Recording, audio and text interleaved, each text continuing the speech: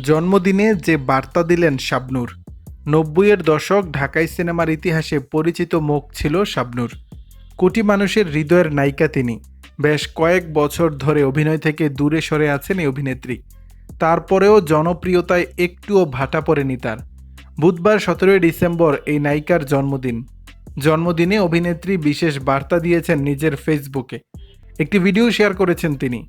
সেখানে দেখা যাচ্ছে ছেলে আর এক সময়ের অভিনেতা অমিত হাসানের সঙ্গে জন্মদিনের কেক কাটছেন তিনি। ক্যাপশনে লিখেছেন, আজ আমার জন্মদিন, দিনটি আমার কাছে সত্যি ভীষণ স্পেশাল। জন্মদিন উপলক্ষে সামাজিক যোগাযোগ মাধ্যমে, ফোনে, মেসেজে যে অগাধ ভালোবাসা ও অসংখ্য শুভেচ্ছা পাচ্ছি তা ভাষায় প্রকাশ করা সত্যিই কঠিন। একজন অভিনেত্রী হিসেবে আমার অগণিত ভক্ত, শ্রোতা, সহকর্মী ও শুভাকাঙ্ক্ষীদের এই ভালোবাসা আমার জীবনের সবচেয়ে বড় প্রাপ্তি ও অনুপ্রেরণা। নায়িকা আরও বলেন, সবার দোয়া আর ভালোবাসা আমাকে আরও দায়িত্বশীল করে তোলে, আরও ভালো কাজ করার শক্তি যোগায়।